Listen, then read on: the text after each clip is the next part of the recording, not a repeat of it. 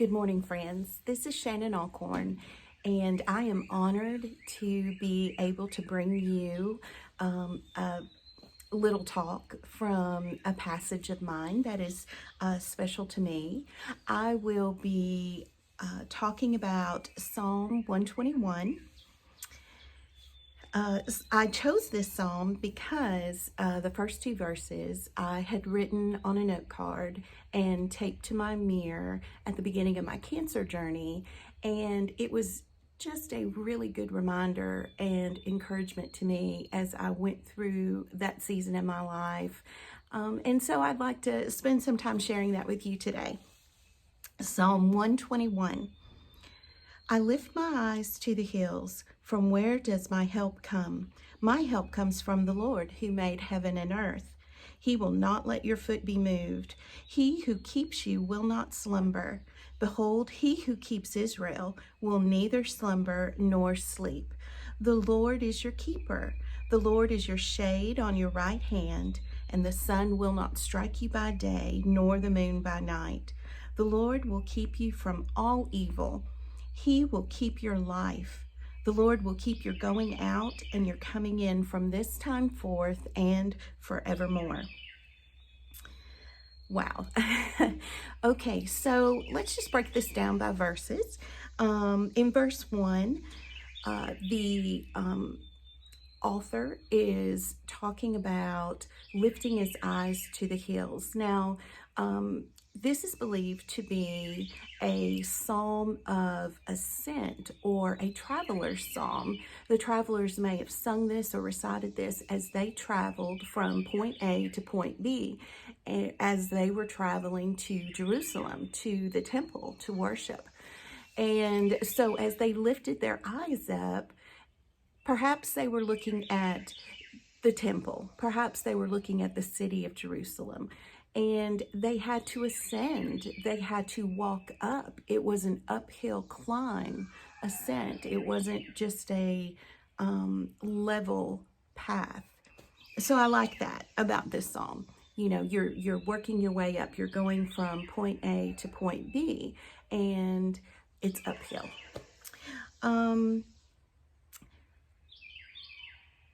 It's a rhetorical question that the writer uses here. Where does my help come from? Or at least I think it's a rhetorical question. You know, they are making this journey. They see their goal, their finish line, and maybe it's not going to be easy. And so they're saying, you know, who will help me? Where does my help come from? But they know the answer. The answer is, my help comes from the Lord, the maker of heaven and earth. And they add the maker of heaven and earth to the Lord. Just as a reminder, I think, for me, because I visualize when I hear the Lord, maker of heaven and earth, I can't help but visualize God with his power and his might, through just a word, created that hill, that mountain, created the sun and the moon, created the earth, the solar system, the galaxies, created man, our humanness, our human body, and all the intricacies there. How powerful, how magnificent. Oftentimes I think we keep God in a little box, probably for me, because it's so mind-blowing to really think about the awesomeness and the power and might that is really our God. We sing a song in VBS, my God is so big, so strong and so mighty, there's nothing my God cannot do. And so these first two verses really bring that home for me. I am serving a mighty God. He created heaven and earth.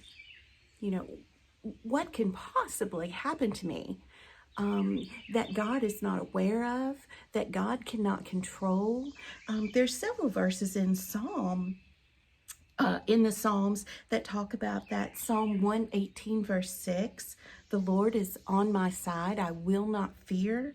What can man do to me? Psalm 56:11, in God I trust, I shall not be afraid. What can man do to me? And then also in Romans 8:31, if God is for us, no one can stand against us. So again, just the first two verses of this psalm really bring encouragement and comfort and a reminder of the power and majesty that is our God. Moving on to verse 3, the psalmist writes, he will not let your foot be moved. Some versions say he will not let your foot slip. Some versions say he will not let you be defeated. Some versions say he will not let you fall. I think that the idea here is that God is taking care of us. You know, he really doesn't want harm to come to us. He is looking after us. He's taking care of us. In Psalm 37, verse 24, the psalmist writes, the Lord will hold your hand so that if you stumble, you will not fall. So there's no guarantee that we won't stumble. But I like the word picture I get thinking about God holding my hand through this journey. Whatever that journey may be, whether it's traveling from here to Jerusalem to the temple to worship, or whether it's traveling through a season in our lives that is difficult and scary. For example, my cancer journey. You know, God's got me. He is holding me. I wanted to then move on to verses 3 and 4 about the slumbering and the sleeping. Again, God is so strong, so mighty. He doesn't slumber. He doesn't need sleep. He's always watching. He's faithfully watching his children. And not only that, he's not distracted. You know, he's focused. He's focused on us, on the believer. He's never too busy. You know, he is our keeper, which brings us to verse 5 and 6. Okay, the Lord is our keeper. Some versions may say he guards us, he keeps us, he protects us. But he is our keeper, kind of like a word picture of the good shepherd taking care of his sheep. He keeps us. The Lord is our shade with the sun.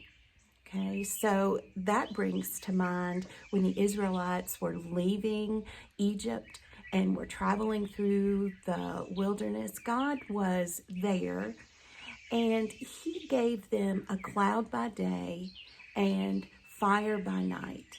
You know, the cloud maybe was a shade for them, kept them from the heat of the sun. And then at night, he was a light to guide them. Or maybe he even gave them warmth from that pillar of fire, so that again, he is keeping them, he is protecting them. He protects them from anything that might harm them day or night. And so in verse 5 and 6, we see that the Lord is our shade in our right hand. The sun will not strike you by day, the moon by night. Just an ultimate barrier, a great protector. And then finally in verses 7 and 8, the psalmist writes, the Lord will keep you from all evil. He will keep your life. And again, that word keep might mean guard or protect. The Lord will keep your going out and your coming in from this time forth and forevermore. So he's keeping our life. He's keeping his watchful, faithful focus on us as we live out day to day from this point until forever. So these travelers who were perhaps traveling to Jerusalem, they were being protected. But also, we can use this psalm to remind us that in our life journeys, in our seasons, difficult or not, that God is with us, God is holding us, God is protecting us, guarding us, keeping us. God sees us and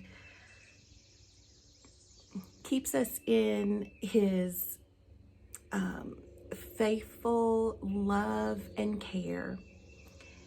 I hope that this short, brief devotional encourages you today. And I hope that you'll spend some time looking at Psalm 121 and seeing the love that God has for you and the power and might He has, the encouragement that we can get from that. God is holding your hand, God is keeping you. So, what more do we need? Have a great day.